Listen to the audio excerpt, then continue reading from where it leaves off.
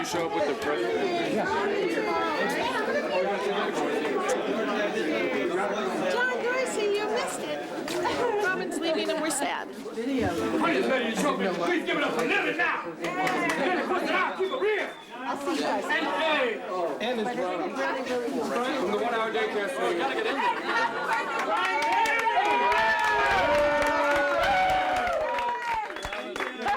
Another glass.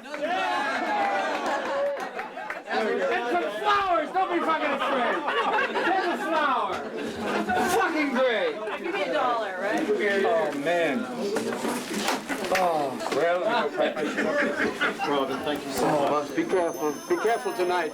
Driving or... We'll make sure everyone's careful. Just me.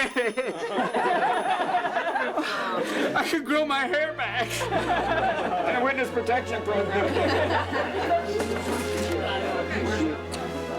See you. Say goodbye.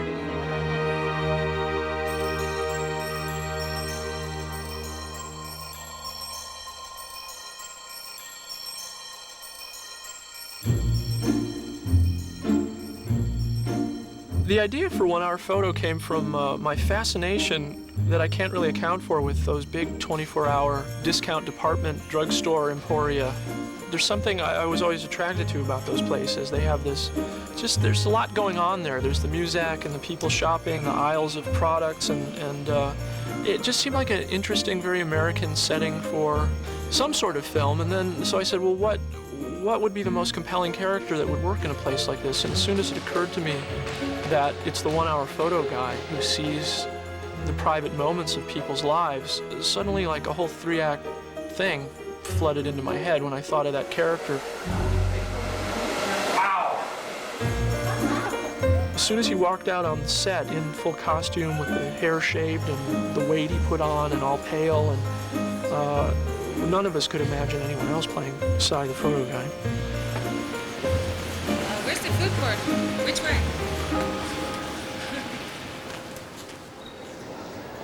Cut, good. Cut, reset. I was nervous meeting him, as you would be, meeting a really big movie star who you admire greatly, and but he's just the kind of guy that puts you at ease pretty quickly, and it became immediately apparent that he was only interested in honesty. He was only interested in my genuine opinion of if he was on course with what he was doing.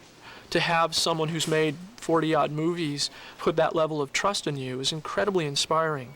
I think he saw that I was steering him in the right course, and we would look at some playbacks, and he saw that my notes and comments were apt, not all of the time, but some of the time.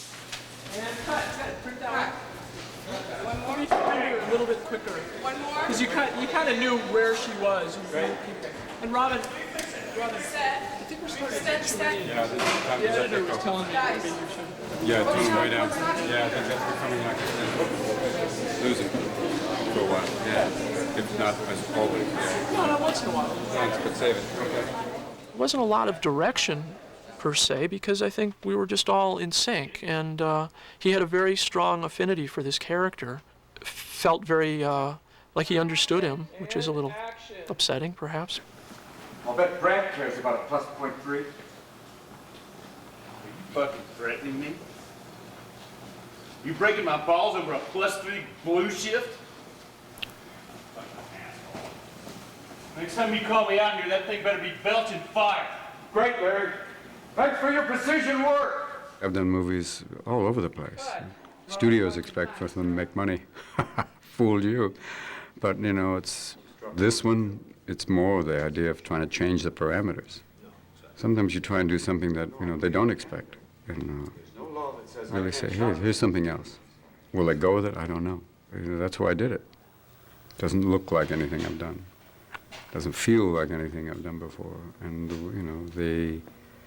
the differences in behavior is, except for one other small film, this is even darker than that. Is it dark? Yeah, certainly leaves a lot to the imagination, which is what's great about it. There is an ambiguity about it, which is disturbing and good. Mark, you ready? Okay, Liz, you ready? Let's roll camera. Rolling! Set. And Well, I guess in some ways the most important thing about a vision is, you know, does a director actually have one? Because it's an easy thing to talk about, but a lot of, you know, the idea of being a film director is so romantic to so many people. They don't understand that what a vision actually is a very clear concept of what every frame is going to look like and how it's supposed to ring emotionally. All right, now get it on your dad. No, not the sweater. Go ahead, go on. So I can't really answer a question like what was it about his vision, except to say he had one and he articulated it well. Face right next to each other. Cheek to cheek, cheek to cheek. No, Dylan, look into the camera. There you go. Action! You know, both Connie and Michael are extremely good looking, as are Dylan, which was important to find people that were so idealized because the film is sort of told from Cy's perspective, so they're sort of like movie stars to Cy. So I needed actors that looked like movie stars, and I had free rein to cast people that were very photogenic. Yet, you know, these actors have a real depth to their craft. No talking. Okay, thank Lots of flashes, Connie. Take a lot of pictures, please. Well, you know, the whole film was storyboarded. Because it was shot on a short schedule, and I felt like I needed to really do my homework and be organized. And we'd occasionally veer from that if a new idea came up or a new opportunity presented itself. But it was very carefully worked out visually. I didn't want the film to be strictly naturalistic. Counterclock the doll, little Bobby. He's so attentive to detail. There was a shot looking down this aisle of thousands of things, and there was one little box out, 30 yards behind us, that no one will probably ever see, but he saw it. And he had to stop, and he moved it back. And at times you're like, oh, come on, Mark. But it's worth it, because when you see the finished product, I mean, it looks amazing, I think. Cut. That's Cut. kind of perfect. Let's print that one. Cut. One more? Yeah, one more, just like that. One more, guys. There were three realms in the film, kind of three areas that were important. One was the setting of the store, which we tried to make as luminous and rational and orderly and clean and abundantly stocked, so that you had a sense that Cy was really in his domain. He was in a very, if you have to work in a place like that, this is one of the most pleasant places to work in, but that pleasantness and that overlit quality and that abundance definitely could start to become oppressive. Cut, print that one. I wanted the Yorkin home life, which is in the other realm, as natural and warm as it could possibly be. There's something complex going on there because it's still kind of minimal, but I wanted there to be a lot of wood textures, a lot of nature. I wanted there to be a lot of windows and natural light and sunlight, a lot of natural textures in the clothes, earth tones, in contrast to the store, because the film is this clash of two worlds. It's Cy's universe and this Yorkin universe kind of smashing together like matter and antimatter. If there's any sort of variation we can do on this kind of thing. Doing it. What's up? Rolling. Great crib. Hey, Mark. Be Mark. You're way better at putting those things together than I am. I'm not. Jake, did you leave the TV on again? Hey, Cy. Thought you said you were going out today.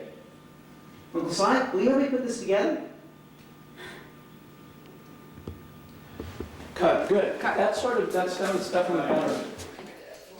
Mark, our director, has been exploring both in his videos, but I think also very much in this film, how we perceive ourselves and how we perceive other people. And again, I think we're playing on that as well by making an impossibly beautiful house, an impossibly beautiful dog even, And again, because he's playing with the idea that people make of perfection. Well, you're much better at putting those things together than I am. Oh, nice. You are too. Jake, did you leave the television on? No. Are you sure? I'm sure. Cut. Print. Let's move on. Checking the gate. Very stage. So why don't you try and see what it's like if you run? No, try it now. That's good, yeah. That was great. Didn't even look at That's that. great. This was Dylan's first movie, and he'll only have one first movie. I don't know that he's even terribly interested in making another one. So go to this side? You good? Thank you. Picture is up. He was found at a local grade school. Action.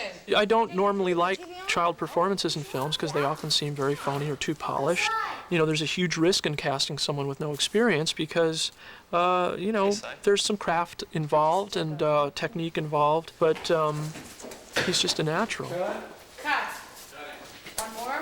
I think because of the fact that one of the main characters is the little boy, Dylan, who'd never acted before, so it's kind of a new thing for him.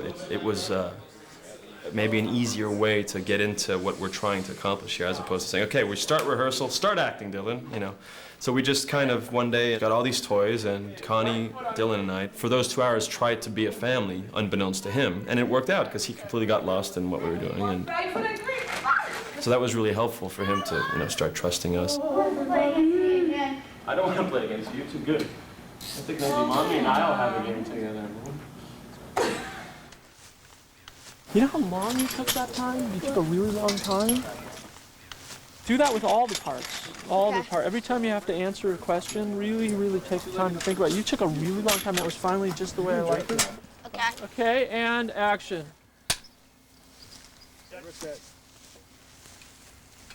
Action. You want to guess what it is?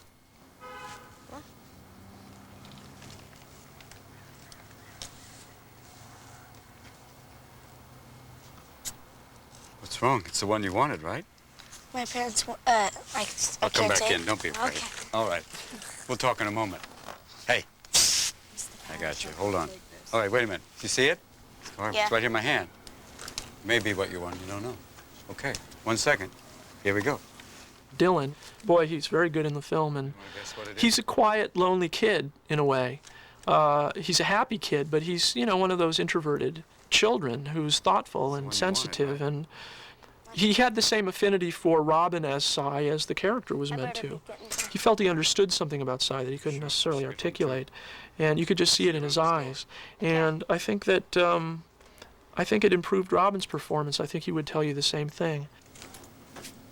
Hey, Jake. Yeah? The name's Cy. Okay, Cy.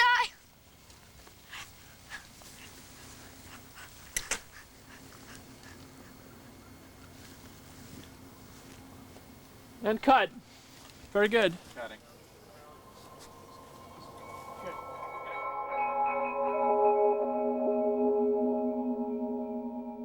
Dustin, I understand that you actually studied structural engineering at Michigan. Well, maybe not studied, but I understand you know what the word engineering means. Can you tell us, you know, your evaluation of what you've seen today?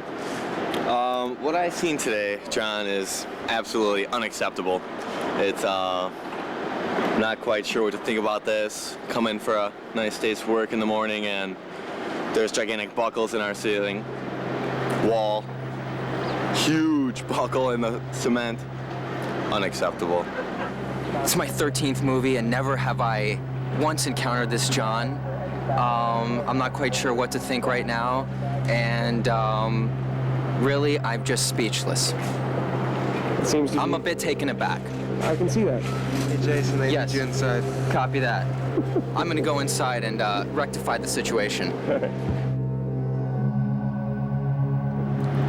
Waves of dirty water flowing through aisle 10. Yes, yes. Aisle 10, all aisles. I'm Brandon from Temco Disaster Services. We were called out here, dispatch about 2:30 in the morning, to come out and assess the emergency damage as far as the uprooting of a main water line that cracked the foundation about 16 inches high. We brought out a structural engineer to assess the damage of the building to make sure it's safe for people to work in there. About 100-foot by 30-foot section of the building has been sectioned off for unsafe use. Water extraction, drawing, and dehumidification is in process right now. We don't know how secure the walls are right now at this time. The engineer will be back out here later on, probably tomorrow or the next day, giving us a full report with blueprints and stuff like that, making sure that it is safe. So we're out here to get you guys up and running as quickly as possible. These are Lee gels, diffusion gels. This happens to be a 250. And what happened here is this place flooded out, and all these gels get watered down inside of them. And these things are approximately $125 a roll, and we lost almost 85 of them. So that sounds like about $9,000, $10,000 worth of damage. Basically, right there. That's why they call them expendables. They're expendables, that's why they're here. Anything that was on the floor is absolutely ruined. That one is scared. It's all right. Look, he's fishing. He caught a fish. One was floating by, and he just reached down and picked it up. Scared, that little one. This is really incredible. Yeah. Mark, I'm cleaning the floor. I'll have it done in about 2 days. 2 days, bro. I'm a fast worker.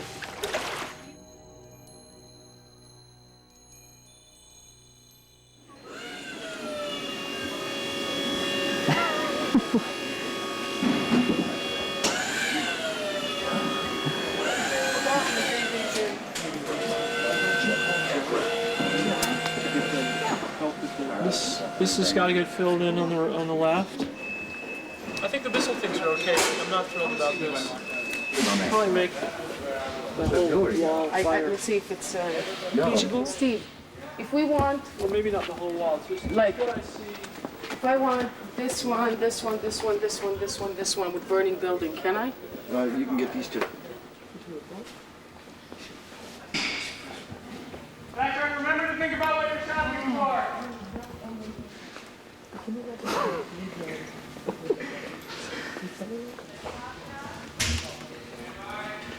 Here we go. Roll in.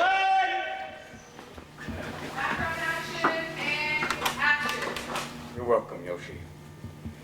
Don't let the place go downhill, okay? I won't sign. I'm glad they took the chance. I'm glad they, sent it to begin with and, said, oh, there's an interesting idea. Because the people always say, oh, he plays such nice people. And then this man is nice, but with a dark side or with a, off on that level. And it's been exciting to play that, to have the opportunity to be freed of that. He does things that, are creepy, that are, bizarre, violent almost, but not. There's all this interesting stuff that's been great to inhabit. A real, very, very fascinating character. And that's what's been great. And it's also been it's very, like today, doing 14 takes of just coming out the door after you perform these things, but it has to be very precise. It's this idea of the composition. It all has this very precise look, but yet within that you still have to exist as a character who's fleeing and getting ready to, who's committed something wrong, but in his mind isn't really wrong, but yet he knows there's consequences, so he's on his way out to try and find an escape route. And yet it has to be, you have to be in the middle of the hall and looking around, and it's been a really, it's once again a precise process, but really interesting that way. I have to say that making any film is a stressful experience, and making a smaller budget movie on a tight schedule can be very stressful. So Robin Williams in this role also is really interesting in that way, because we know how much energy he has, and so to see an actor suppress and repress that amount of energy becomes extremely interesting, because we know that he's suppressing a volcano. He's not suppressing a hiccup. Awesome. Settle, quiet, and stop talking. Guys, we're rolling. Action.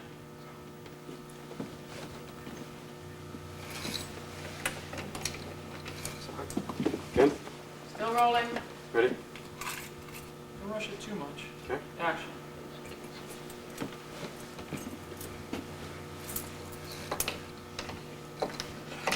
Okay, Bob, when you wait till you step up to look left and right. Okay.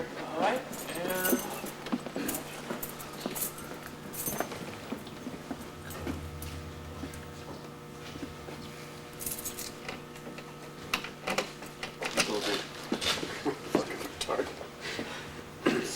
and it's okay, and action. Well, what's so interesting about Robin Williams in this role is that he's containing something that we know to be very powerful. In between takes, he needed to blow off steam. And I think, he told me that when he's doing comedic roles, he gets kind of quiet in between takes. And when he's doing dramatic roles, he's incapable of not being the Robin that we all know. Welcome to Jewish Outdoorsman. I'm going to attempt to circumcise a bear. Look at that outfit. Things you don't see a lot in the family picture. Look at that. I'm sure a deer wouldn't see you hiding before I said that. I'm sure most animals are going, are you kidding? We walk right by him. 2 gay moose are going, fuck! I love those colors.